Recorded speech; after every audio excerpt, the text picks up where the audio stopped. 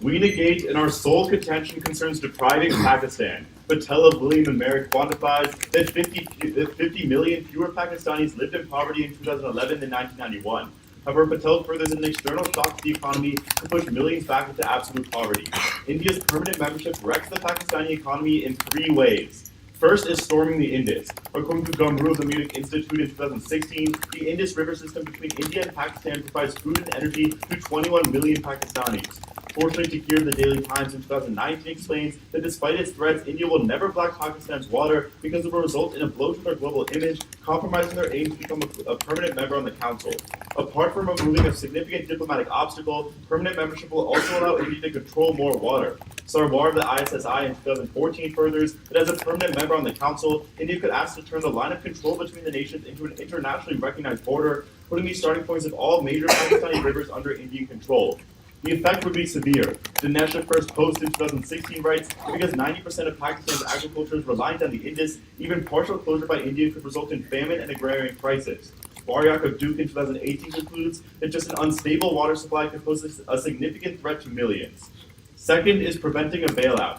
Currently, due to a debt crisis, the Asian Development Bank in 2019 writes that Pakistan's economy is set to grow at just 3.9% this year compared to 5.2% last year.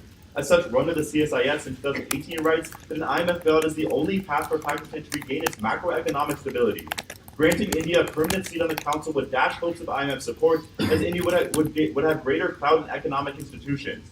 Khan of the Naval Postgraduate School in 2015 writes that as a permanent member on the Council, India could use its influence over the IMF to prevent Pakistan's access to loans, greatly weakening Pakistan's economy.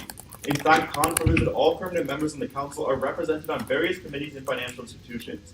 Now more than ever, an IMF loan is key. While Hashmi of Baria University in 2017 finds that the failure of past IMF programs was due to Pakistan's lack of commitment to the reform process, with the current government, Karachi the Economist in 2019 explains the IMF deal would buy another couple of years for a sweeping reform program that would help secure a new strategic direction for Pakistan.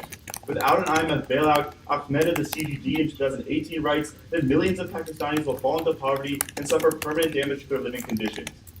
Third is incentivizing Pakistan to militarize. Habib of the New York Times in late 2018 explains that the Pakistani military has quietly reached out to India for peace talks. Habib furthers that these talks won't manifest until the election is over. Even after the flare-up in February, Saeed of Reuters last month finds that Pakistan wants peace with India to focus on improving its healthcare and education. India on the UNSC reverses this progress. As Farouk of the World Times in 2015 explains that for Pakistan, India's permanent membership on the Council means receding to a strategic disadvantage against India, a scenario unacceptable to Pakistan. When India gains global influence, Pakistan responds by ramping up military power. As Tells of the Carnegie Endowment in 2017 observes, that the discord between India and Pakistan is fueled by the Pakistani army's desire to subvert India's ascendancy as a great power. Historically, Chacko of UPenn confirms that India's only success in setting the terms for Pakistani behavior from a position of superiority came in the aftermath of the 1971 war, which in turn triggered Pakistan's quest for a nuclear deterrent. Pakistani militarization entrenches poverty. Sengupta of the Observer Research Foundation in 2019 writes that military escalations of tensions between India and Pakistan reduces bilateral trade, spooks foreign investors, and diverts government resources. Hassan of the University of Management and Technology in 2014 thus quantifies that a 1% increase in Pakistan's public defense will significantly increase poverty by 0.95%. Just communicate.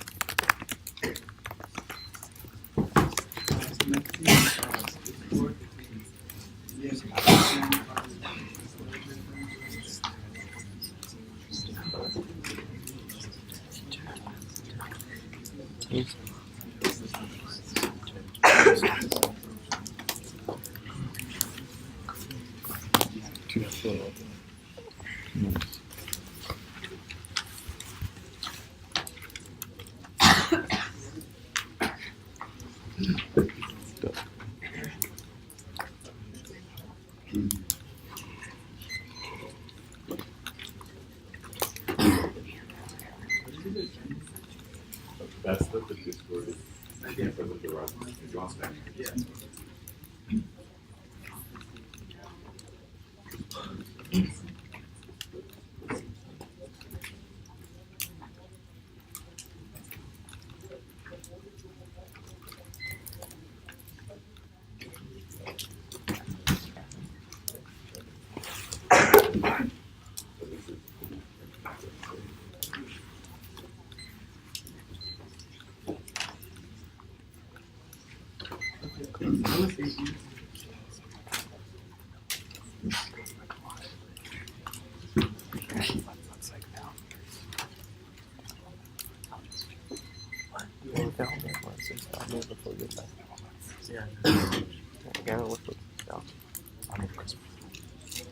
Left.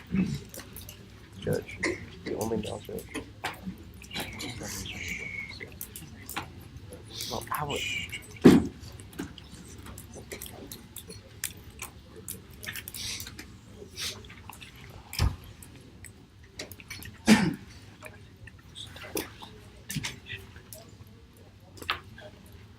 Okay, you guys ready? Existential threats outweigh all other calculus mechanisms. It's the most intersectional. GPP-17, existential catastrophe would destroy the future because the value of preventing existential catastrophe is so vast. Even a tiny probability of prevention has huge value. Risk reduction receives less attention than is warranted. It's a global public good and is intergenerational. The problem is temporal free riding. The current generation enjoys benefits of inaction while future bear the cost. Cognitive biases also lead people to underestimate risk. People become numb to the effect of saving lives when the numbers get too large. Contention 1 is Balochistan. The China-Pakistan economic corridor perpetuates poverty and violence in Balochistan. Collapse is key. Zubair 19. Balochistan has 74% poverty. Residents will face environmental fallout. CPEC will only result in impoverished population falling even farther behind and becoming alienated. Exclusion from the distribution of resources has instilled fears in residents of being dispossessed of land. And Balochi tensions escalate to civil war. Current trends prove Shafkat 15. With CPEC, Balochis are left waiting. CPEC repeats a pattern where people of Balochistan are not allowed to benefit. Faced with extreme poverty, the locals are left with much more options than taking up arms. Full-on civil war cannot be ruled out. Balochistan has been teetering on the brink of collapse. Insurgents are local people longing for rights. And Balochi unrest triggers nuclear terrorism. Pednikar 322. Pakistan's atomic program is a threat. Pakistan's nuclear weapons are getting increasingly unsecure. Terrorist organizations have targeted Pakistani army bases. Pakistani efforts feel that terrorists have become so powerful in Balochistan that the Pakistan government has lost control. Militants have the backing of the ISI and the army. And Indian hedge on the UN rolls back CPEC. A seat is key and empirics proof. Sirohi 17. China's efforts to protect OVOR face a serious setback at the UN when a coalition led by India forced Beijing to retreat. China is not invincible. If others can present a united front, India took the lead. Beijing didn't want to answer questions on transparency and environmental standards. Building support within the UN is where India managed to build crucial partnerships. And Indian seat on the council crushes Sino-Pac relations. 415. India's bid is in the hands of permanent members, and China is the only member that has yet to support India's bid. And any shift in China's position on India's permanency recalibrates Beijing's ties with Islam. As the latter has opposed India's entry, Beijing is not likely to upset its all-weather friend at this juncture to undermine Pakistan. And boiling over Sino-Pac and security tensions collapses CPEC. Jamal 18. The fact that Pakistan is backed away from several projects highlights that their significant constrained CPEC and the relationship with China are sensitive. There are increasing signs of frustration among Pakistani officials. Security issues hamper the future of CPEC. Frustration from the Pakistani side raise doubts as to whether the project will ever be concluded. Contention 2 is modern warfare. Conflicts in the 21st century are shifting to cyberspace. So Strake 17. There's a global war that arms race to develop cyber weapons that makes the Second World War look like toddlers play. World War III is being waged in cyberspace. And the UNSC is the best place to tackle cyber regulation. Anderson 16. The UNSC should have a prominent role in establishing international laws to govern cybercrime. The Security Council is authorized agency to implement policy for cybersecurity. There's no record of cyber operations used by UN peace operations. The Security Council may mandate a non-forceful measure if it deems to be a threat to peace. Regulating cyber activity and providing cybersecurity fall under their power. And India will push for cyber policies. NDTV 18. Warning that the Security Council is becoming a victim of diminishing relevance. India has called for united action to reform. India ridiculed the council, saying it's not addressing the new challenges facing the world. New technologies are changing the nature of international conflict. Cyber warfare is raising profound normative questions. However, Russia and China killed Western-led cyber reform, meaning India is key. Balcott 17. Negotiations at the UN aimed at restricting cyber warfare collapsed due to acrimonious dispute that pitted Russia and China against Western countries. The split has reinforced distrust at a time of mounting diplomatic tension over cyber attacks. A calculated decision has been made by Moscow and Beijing that the West has more to lose. Russia and China want to avoid the perception that the West gets to dictate the rules of the game for cyberspace. And international regulation of cyber war is key. CAR 09. Requiring states to enforce laws against cyber attacks will solve the current crisis. Either states will live up to their duty and enforce laws against attackers, or states will violate, which will create legal pathways for victim states to hold them legally accountable. Unless the international community wants to risk unpredictable cyber attacks, laws will provide guidelines for war. And cyber attacks escalate to nuclear war. Levicki 13. When cyber incidents rise, escalation of tensions associated with an actual conflict occur. Uncertainties are potential sources of instability and crisis. Perception shows great concern with stumbling inadvertently into a nuclear war because one side moves cause the other side to react in a hostile manner. Is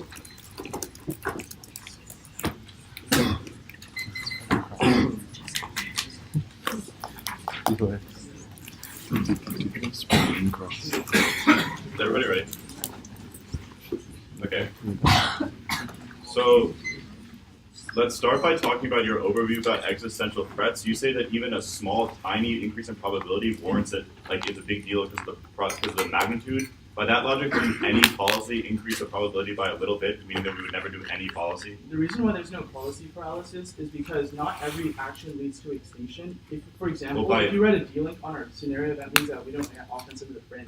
So just like well, yeah, just obviously, like, if we like, D-link if you were to read an offense, argument about like that's what I'm why talking me about. showing up to the TOC causes extinction, if I D-link that, then that doesn't mean that I automatically vote for you. Yeah, but by that, like you're making the argument here. No, I gotta follow up here. I got. Let's Let me get a follow, Let's man. go to your first point. Pakistan, you talk about like river valley tension. So if India were to cut off the first one, Okay. the Indus River Valley, if India were to cut off the river into Pakistan, wouldn't China just like retaliate by cutting off the river, the Brahmaputra River? We have evidence that says that what would actually happen is that they would do, like India would do, like gradual water wars against Pakistan, which would So lead why to less wouldn't China just retaliation. counter with gradual water wars?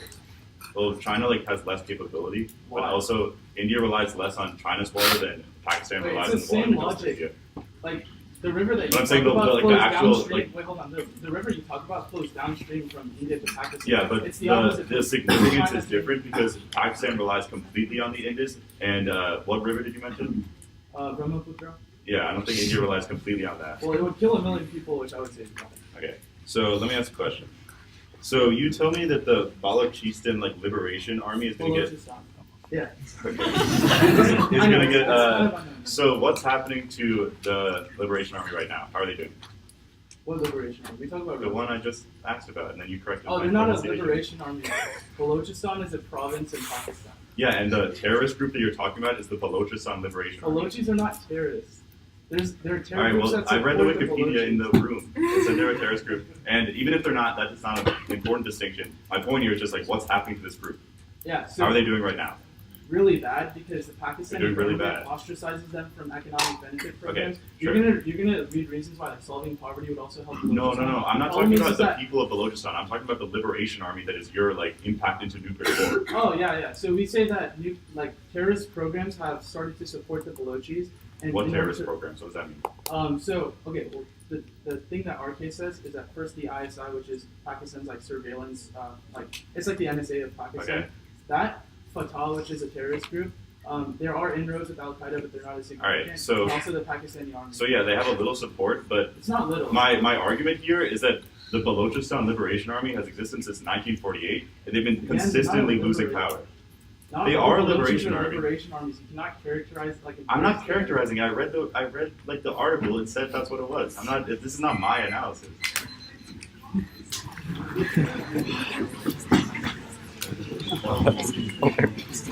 I was like, like Martin said these things, we look like we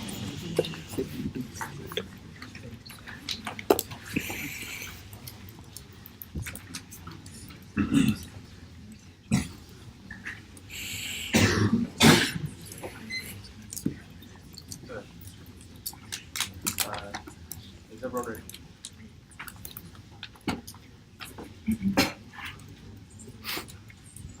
Their framing is all about how extinction is going to be the most important thing. We would say no, the probability is also way more important for 3 reasons. First, it's how government policymakers do it in the status quo, and it's how the United Nations would do it in the status quo. This is going to be incredibly important because we would say that public forum should prepare you to debate real-world issues and how the real world should actually do it, not just random extinction scenarios that decrease the value of actually looking at the most important things happening in our society. The second is policy paralysis. They just say there's no policy paralysis because we can de-link their arguments. No, we're saying that if we're always worried about extinction, we would get nothing done because putting India on the council could flame up tensions with some country and have some effect on resolutions, which means we wouldn't do anything. At the end of the day, we need to be doing some things that are based on probability. But third, they say that we're underestimating the risk in the status quo. No, because the governments of the world have decided that this is the best way to run society. The entire free world has advanced to a large extent of not looking at extinction, but looking at the most probable things and helping the people in the short term. That's the way we should look at it. But then, even if you want to buy their framing, the Conversation 19 finds that the biggest hotspot for global nuclear war is India and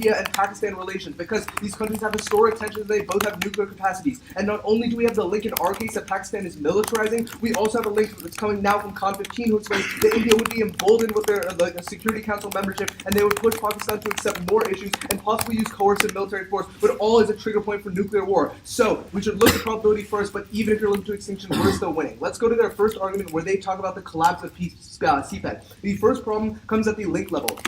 Their own Jamal evidence tells you that Pakistan's trying to back away in the status quo, and that's what Salah 18 explains. So if they're already getting rid of projects in the negative world, they give no brink of impact as to when the CPEC is re-energized or doesn't get re-energized. It's not going to be an issue. But second, we would say it's a short-term loss, and China and Pakistan will work together in the long term. Their own Quora 15 evidence tells you that China is against India's regional ambition, so it has to work with Pakistan more. And if Pakistan's more isolated, it will also have to work with China more. So it's a very short-term impact, if anything. But then, Habib 18 explains that Pakistan relies on China so much because they're reliant on them on economic growth. They're also reliant on them for military power against Pakistan, against India. So there's always reason to continue it. But then there's a reason why they're not going to get any nuclear war scenario. First, Ricks of Foreign Policy in 2017 explains that A, China is rerouting the Belt Road Initiative through a different province of Pakistan, the Sindhu region, to avoid Balochistan, and B, Pakistan has beefed up security architecture in the region of Balochistan to deter terrorism. The next response is Marshall 09, who explains that in the status quo there's little possibility of radical groups gaining access to Pakistani nukes, and a reason being is the Pakistani military is still controlled by the government and they function really well. The next response is James 18, who explains that if Pakistan collapses economically, it would put the whole CPEC in jeopardy, which is why China is unlikely to do it. But he also furthers that the IMF loan would provide cover for Pakistan to renegotiate for China because it would provide them an alternative way out. Here, the only way to solvency is our second warrant. But lastly, Siddiqui 19 explains that in terms of the Balochistan army gaining power, it's losing steam in the status quo. It's going downhill. They prove no evidence that they actually have the capability to carry out this attack. Let's go to their second argument where they talk about cyber warfare. The first response is Gold 17, who explains that in minor increases in permanent membership leads to huge losses in efficiency for the UN Security Council, which means that the UN Security Council can't do anything to maybe prevent extinction and certainly can't do any cyber operations. But second, India can still propose this as a non-permanent member and look like a non-Western power when they get their seat in 2020 to 2021. No inherency to a permanent seat on this argument. But third, ABC News in 2018 explains that China loves third-party hacking and loves cyber warfare, so there's no way China will agree to these. They'll definitely veto them. That's why there's gridlock in the status quo. But fourth, Patel 18 explains that India is currently working on bilateral cybersecurity arrangements with ASEAN and the European Union, and we would say that this is a reason to vote for us because the Diplomat 15 explains that the UNSC is basically a talking table and they don't get things done. However, these bilateral agreements are getting stuff done in the status quo, and India has limited diplomatic resources, so there would be a trade-off. But also, on their impact, there's no risk of this ever happening, right? We've had cyber weapons that are capable of destroying electricity infrastructure and all of that for the past 5 years, and nothing has happened because there's mutually assured destruction. If you start putting regulations on these individuals, there's only a risk that it could go wrong. Well, actually, I see China loves third-party hacking, therefore they continue to veto resolutions. And then fantasy is no nuclear. What? Just like we have seen it.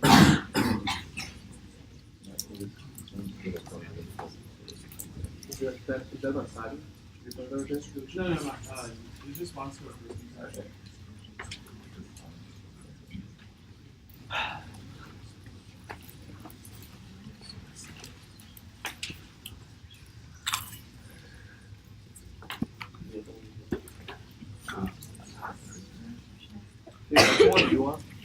I want the one that says China loves third-party hacking, therefore they will veto anything illegal.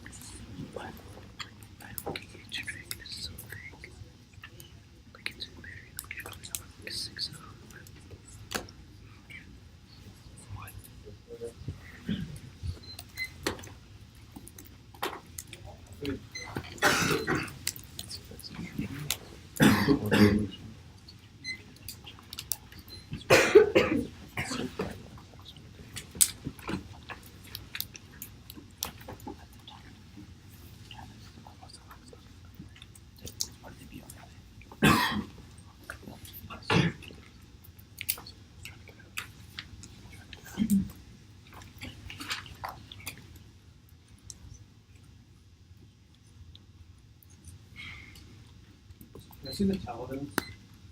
Who? The tell evidence. There's a fourth response you read on. Oh, the bonus thing? Yeah.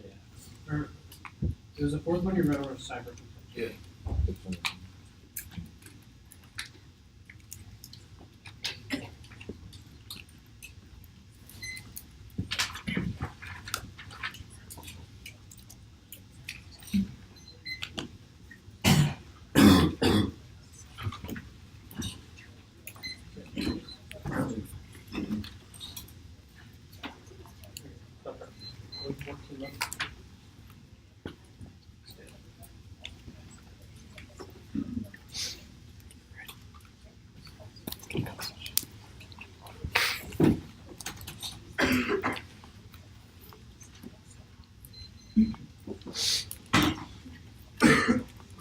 Is everybody ready? We're just going to be framing, then down the app case, then good. On framing, you say that we should focus on how policymakers actually work, but I would say the PF debate is that it should teach us how policymakers have an ethical obligation to work. We should be working to change the world, not working to be happy with the norms that we currently have. We should be looking to what is best for the future, not what is happening right now. That's why we win the debate. Their only response to GPP is that temporal free riding doesn't happen because governments have decided that this is the best way to run society. This makes zero sense. Temporal free riding doesn't happen. I'll use climate change as an example. When in the 80s, scientific reports first came out about climate change, nobody saw it as an actual threat. So everyone ignored it until it became an actual threat. That's the warranting the GPP evidence that we won't be well equipped to adequately respond to problems that occur in the long term if we don't focus on high magnitude impacts. Then there are other responses that it causes policy paralysis. But one, they don't implicate why this is a bad thing. If we would framing that magnitude comes before probability, then I would say policy paralysis is a good thing because that means there are less of extinction scenarios that can happen. Number two, policy paralysis doesn't necessarily happen. They should know better than this. We're in debate for a reason. We debate about whether or not things like extinction can happen. There's responses on links and internal links that they could be making. Then they implicate that the biggest hotspot in the world for nuclear warfare is impact relations. I'm going to return on that later, but additionally, I would say that their internal link scenario here is the Con 15 evidence, which doesn't, one, implicate to nuclear escalation. It just says that India is going to counterbalance against Pakistan. Two, it doesn't implicate that to extinction. But then, let's go to the Balochistan argument. On the bottom, they say that there's no possibility of radical groups getting Pakistani nukes. Call the evidence. It's just a quote from one professor who's of the opinion that this is going to happen. One, they're power tagging the evidence. Don't evaluate it and view everything else they say with a grain of salt. But two, extend the Fareed evidence that says that radicalization of the Pakistani government is increasing, which is a reason why loose nukes to terrorist organizations could happen. Now on cyber. They say that there are huge losses and inefficiencies to the UN Security Council. This doesn't delink all of our offense. One, but two, Sure. Then they say that India can propose this resolution as a non-permanent member, but one, as a non-permanent member, India doesn't have veto power, and two, India has more legitimacy as a permanent member, and three, we outweigh on time. Then they say that China loves we outweigh on time frame because we implemented more quickly. Then they say that China loves third-party hacking. One, again, this evidence is power tagged by Sandeep. It doesn't say that China will veto any resolution. It just says that China likes third-party hacking. Additionally, they can see the bailout evidence that says the reason why China and Russia are vetoing right now is because they don't want the West to control the dialogue. But then they read this evidence from the Tel that says that India is doing bilateral negotiations right now. But bilateral negotiations don't solve. They can see the warranting in the car the car evidence that says we need a full global legal framework. But now onto their case.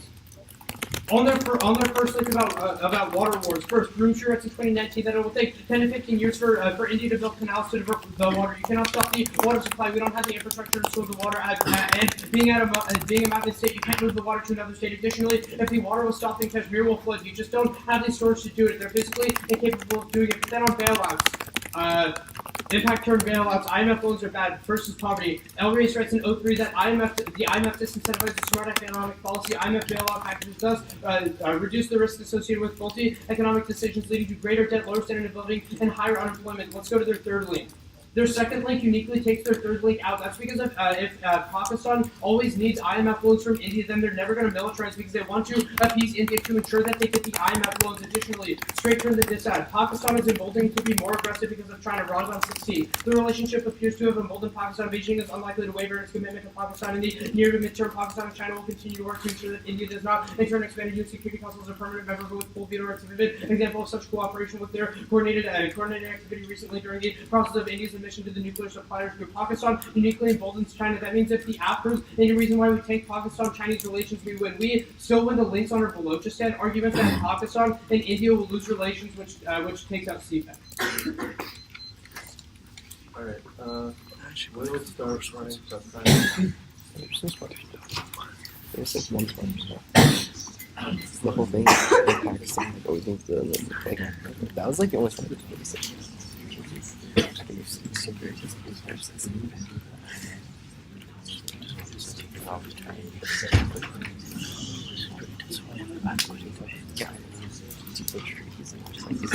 that was like policy.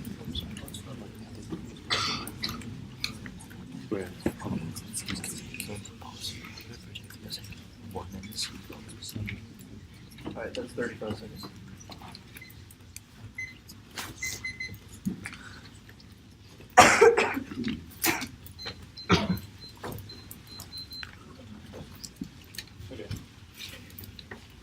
So, on cyber warfare, walk me through why China would not be opposed to what India's proposing.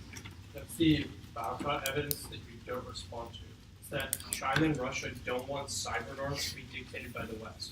So That means why if do they India want it? if India proposes a cyber norm, like a document about cyber norms, and Russia and China will approve. That does not mean that, right? It just means that China doesn't like what the U.S. is proposing. It doesn't mean they like what India is proposing. No, it means that they don't like the notion that the West is going to control the But discussion. that doesn't mean that they do like the notion that India will. Those are two different it does. things. The card, I'm pretty sure the card said that like if a Western actor were to work with them, then they'd be more likely to. A I can Western check on actor? that. Or Eastern, sorry. Wait, but you're not giving me a warrant, right? Oh, you're just hiding behind evidence, right? There's no reason why China would let any other country dictate their cyber policy. Sure, then why did China join the UN in the first place? It's like pretty clear that China's fine with like Join the some UN? international order. Shouldn't the UN? Yeah, like Well, it's pretty they clear don't that let- China's fine they with don't- some international They do order. not let the UN dictate their order. China does not let the UN do that. I would say they do to some degree. No, they don't. Give an example. What's going on in South China Sea? Right, Yeah, a lot of bad things started by China, even though the UN says no. So- sure, but there are also Yeah. other examples that like China follows UN accords. Like For example, what? like the nuclear non-proliferation. They'll follow Like it when the it's in UN their own sanction best document. interest, right? But that India setting the terms of their cyber hacking is not in their best interest. No evidence says that China will follow that. RJ can talk about that. Sorry, I'm gonna take the question with Ben. Okay, let's talk about framing. Why is policy paralysis bad? Why is it bad? Yeah. Because that probably leaves us open to going extinct, right? Like if we don't do anything about like global warming, right, we're probably gonna go extinct. Wait, explain. So if we're framing that we should minimize existential threats, and you're saying that policy paralysis leads to global warming, that like, naturally under our framework, like, we need to do something about global warming. No, right? I'm saying in your world we don't do anything. Because, for example, I could saying, say like, something zero like policies I get could give an passed. example. Yeah, like in terms of like setting off like a carbon tax, right? Like to stop global Yeah, warming, sure. which is what you would like your framing would be in favor of. That could anger Republicans, and the base might get mad, and Trump might do something like that. There's so many little things Right. that can happen from Yeah. any policy. Okay, again, Sandeep, what type of activity are we doing right now? We're doing debate, right? I think we should do an educational activity that talks about what's going to happen in the real world. Yeah, I think we should do an activity that like helps us change norms and like shape reality. But those norms are not good, and you're not going to be Like, able to shape this is reality. again like we're in debate, like we're having an argument about this. My point is like Look, we none use of us are debate like as like a way to argue about whether or not things like extinction could happen. I'm saying that like extinction could happen, but I'm just saying that there's so many things that can trigger it, and you're not delineating any of that in your case, and I'm telling you the probability is more important. okay, that's fine. Okay, me too. Let's talk about, so what's going on with your first contention? Like, you just conceded like all the terminal defense on how China's rerouting and all of that? Oh yeah, I just sort of used my first contention as a point to say that you're misrepresenting evidence. Oh, okay, so what was the problem with that evidence? Oh, your evidence is like the. Can I explain really quick? Try to find it. So the way you read your evidence is that there's no possibility of radical groups getting nuclear weapons. I read the evidence, And it's a quote from a professor from London who says, "I think radical groups won't get nuclear weapons from Pakistan with no warranty." That's like heavily promising. That's what I said.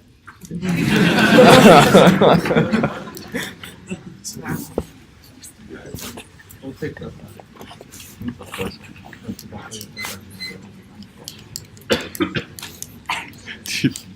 Slick man, dude.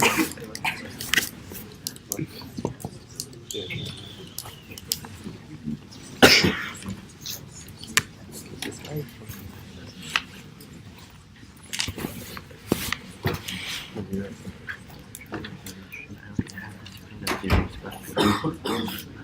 I have this feeling that their shell's about to be.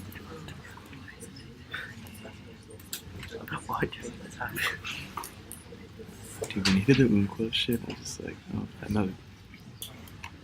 And it's like my partner brings up and stuff. I think it's like.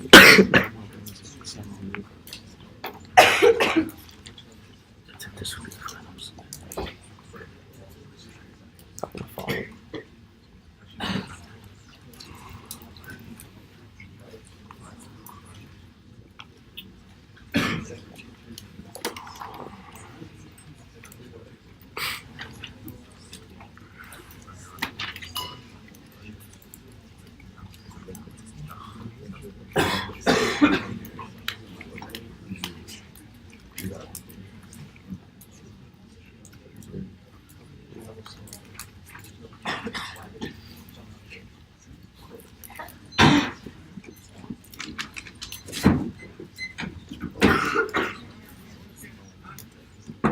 Okay, so it'll be starting on our case.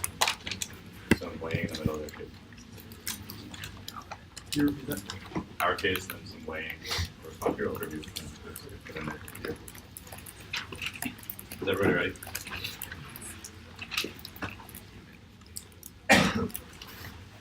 They say the IMF is bad, but there's uniqueness is on our side because Pakistan is like going to collapse if they don't do the IMF loan. But B, there's no weighing on this turn at all. There's no analysis here. We know that the only way to return stability is through an IMF loan. This uniqueness right now. Then go down to our third link to which to give two responses. The first is that they're always going to rely on India if India's on the council, so they're going to appease India. They literally have never appeased India. They're so diametrically opposed. There's no probability. We were told that they're just going to be isolated by India, which gets them more mad at India. The second response they can do is a turnabout of Voldemort, who we told that Pakistan still feels comparatively more isolated by the international world if India's on the council. There's an international recognition that India is better than Pakistan, and Pakistan will not accept that.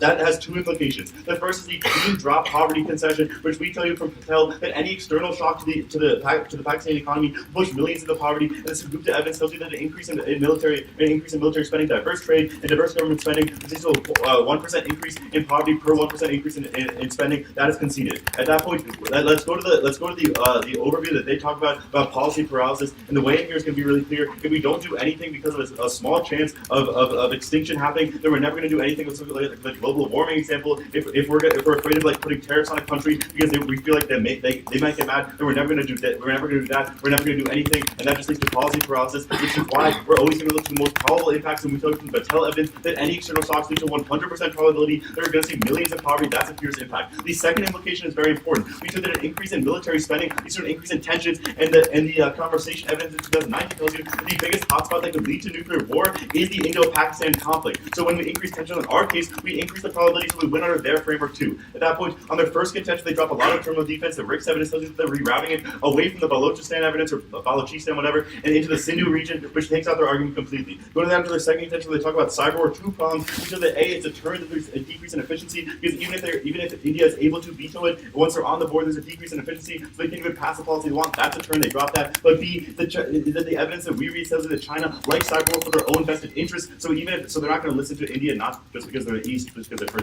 trying to listen to them. Can I see decrease in efficiency means nothing gets passed? See, the thing about tensions. Like the biggest hotspot. Yeah. So that's good. I didn't pull it. But like, I'll see. this is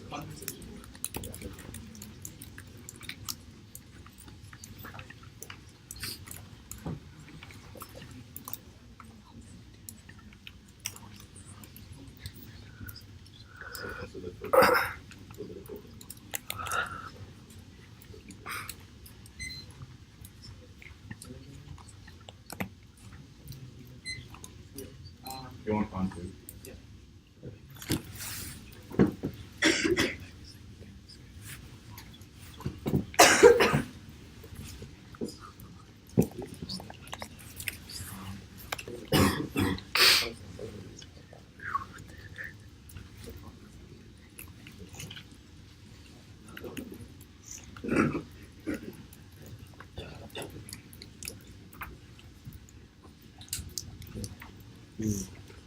This is the strike efficiency.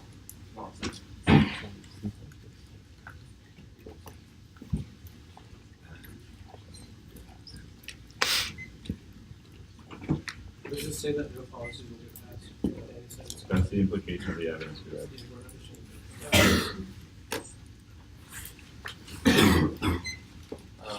What's the last one you wanted? What's the last one you wanted?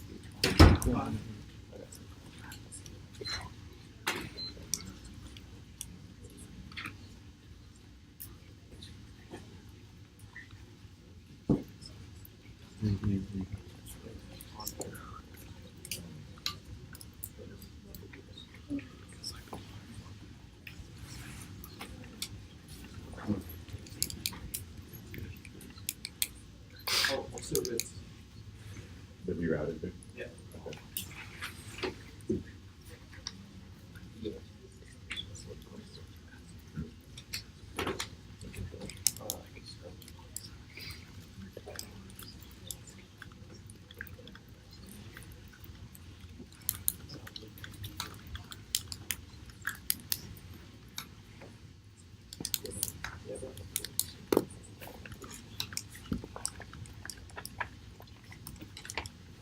This is con.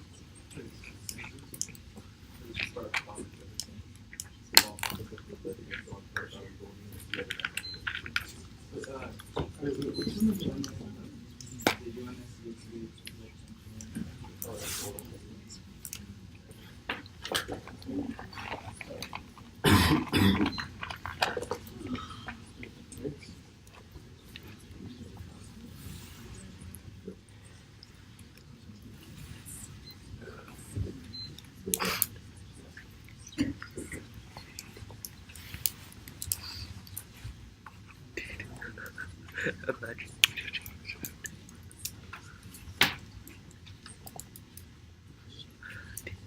This judge Strake just.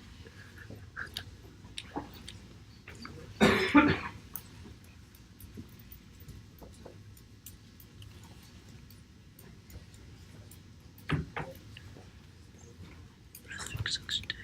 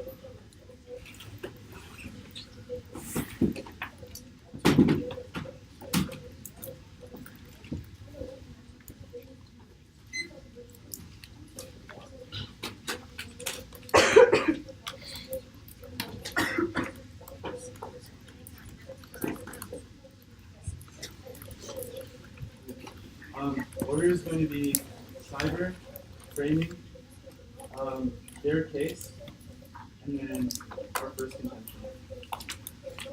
Is everybody ready? We will consider concede dealings on cyber, meaning that they don't get turns. Now let's go to framing. They've conceded that ethical obligations come first. Policymakers should look to what policy is good for the future. This is a conceded warrant about why magnitude comes first. They've also conceded that meta-weighting from the temporal free-riding warrant and the GPP evidence, failing to address existential conflict makes us ill-prepared to handle it in the future. Climate change proof. They try to link in by saying that Indo-Pac tensions escalating war. If you go to the con evidence, it does not say why UNSC causes physical confrontation, which means that there is no internal link into their war scenario. Now let's go to our first contention. Let's go to our first contention. Extended Zubair and Shafkat evidence says Baloch tensions are high now because CPAC causes mass poverty in Balochistan by diverting resources. They read you the RITS evidence that says that China is making a new flank in the Sindhu region that goes away from Balochistan. However, this just talks about a highway. CPAC also includes energy projects. That's where Zubair evidence talks about, meaning that they do not get rid of CPAC presence in Balochistan. Then extend the Farid evidence that finds that radicalization of Pakistani government is increasing the probability of nuclear terrorism. That's what Hedekar finds that right now is the greatest threat to nuclear terrorism as terrorists have been aligning with Balochi insurgents. Then extend the Bunn in 2010 finds that nuclear war also causes extinction, even if you value probability first. The concession of these links means that we also win under probability. Then, under solvency, even if Sino-Pac tension relations do not collapse, they concede that CPAC collapses. That's the Sarohi evidence finds that Indian legitimacy at the UN has pushed China CPAC projects empirically back in 2017. Second is the Cora evidence that finds that China giving India a seat would be betrayal because China is the last hindrance to India getting a seat. Then Jamal and their Salah evidence both prove that CPAC is on the brink. Increases in Sino-Pac tensions, i.e. India getting a seat, would collapse this, which means that the affirmative solves. Now let's go to their case. They have conceded on the second warrant that LRE's evidence is a turn on their case. It finds that IMF disincentivizes smart long-term econ policy. This means that their impact is short-term. This also means that they don't. That means that their solvency isn't also is not irreversible. And then they say that spending diverts trade. That's their link. Their evidence does not say that tensions cause increase in spending. It's just not specific.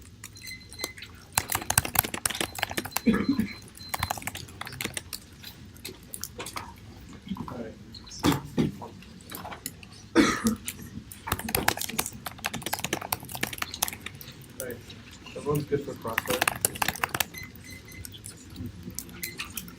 So, when we talk about the situation in Pakistan, right? Given that China knows that there's this, according to you, this huge threat to the Balochistan. China knows that there's a threat in Pakistan. Yeah. So why would they just continue doing all of these energy projects and everything in one location?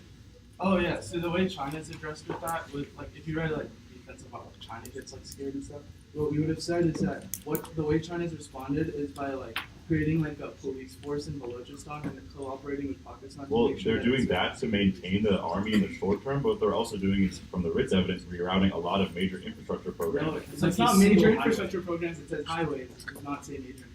Do not change it. Yeah, but that's fine. So the warrant is still the same, right? China wants to avoid any tensions in that region. It's not a highway, it is an energy program. CPEC is a lot of things. Yeah, One of it is an energy program, a lot of it is A infrastructure. highway is how China connects the transportation. But CPEC itself But you're is not responding to my question, right? Yeah. I'm saying that we show that part of the infrastructure project in Pakistan, China is rerouting, right? And the clear reasoning behind that is they see these terrorists as a threat. So wouldn't that not mean that China has enough restraint to not just bowl them over and cause any nuclear war? I mean, your evidence does not say that they're going to completely. I'm using a logical response here. Our evidence also says that China has economic interest in the Gwadar port, meaning that they're not just going to completely leave Balochistan. But where is Balochistan in respect to Gwadar? Gwadar is one of the main cities. It's a port. Isn't Balochistan on the border? It borders Afghanistan. The thing about the Gwadar port, I I, don't think remember that's- from a few weeks ago, Yeah, it is is Balochistan. the infrastructure program for the Gwadar port is already mostly finished. They've already built it. Which means that your evidence about changing it is not, you can't do that. It doesn't happen.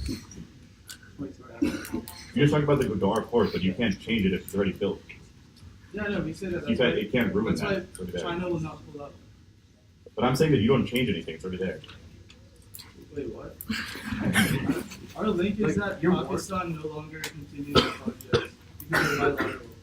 Yeah, but what you just talked about is the Gwadar port, which is already built. You can't continue it or not continue it if it's there. Yeah, the port has always existed, but the way it's No, but the Chinese infrastructure program in the port is already built. That's what it is. Yeah, that's fine. that doesn't take out our solvency because we say that Chinese involvement is Okay, yeah, that was just one of because the. like Pakistan also has their But- own like So let's talk Pakistan about doesn't your. like only get their infrastructure from Yeah, China. sure. Let's talk about your impact. Scenario. Yeah. So you say that the Liberation Army gets a nuke. So assuming that that's true, who are they bombing? This is like super late, but we would just say that terrorists would, I guess if you asked us, we would say that they would retaliate against the Pakistani government because those are the people who are oppressing the Balochis. So why haven't they been able to do this before? I mean, why don't you bring that up with me? Yeah, the Sadiq evidence is responsible for that droppage.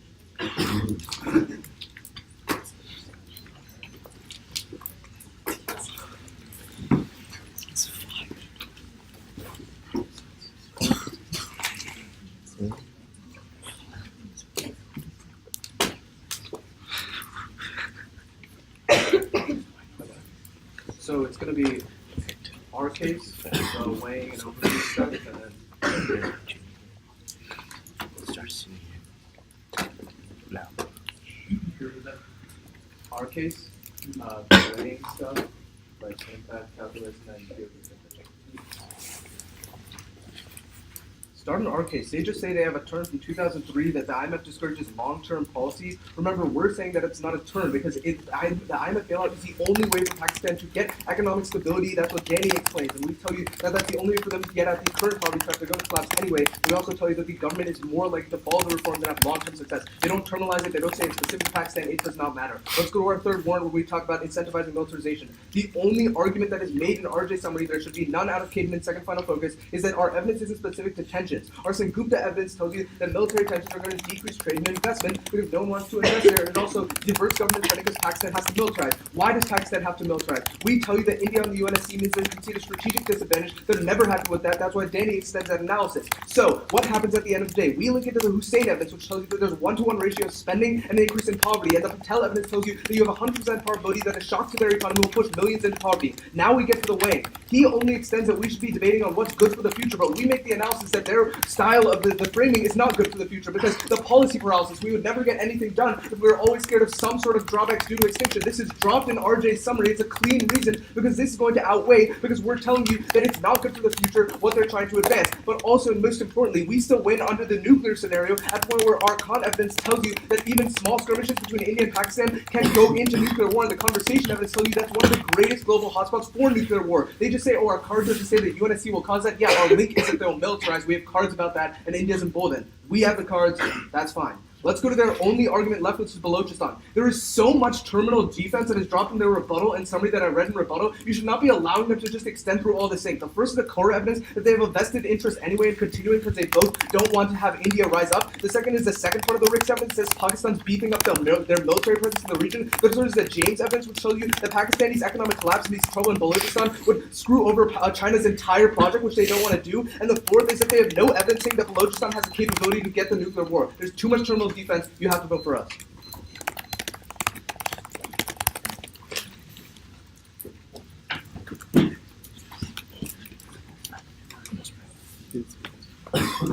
I am just not ready for this. Everybody ready? Or it's going to be bottom of the. It's going to be Balochistan, framing then the end state. On Balochistan, group all the responses together because of the conceded Saragoni evidence that says that when India's on the UN Security Council, it's going to push back China's CPEC projects. Even if we don't win that Sino-Pac relations collapse, then we still win the security link that they don't respond to. That means that we get full strength of offense first. Extend the Fareed evidence that says that currently radicalization of the Pakistani government is increasing, which increases the likelihood of loose nukes. Then extend the figure evidence that says Balochi insurgents are backed by terrorist organizations that are channeling tensions against the Pakistani government, which threatens their nuclear supply. This causes nuclear escalation, which the bottom 10 evidence says leads to extinction.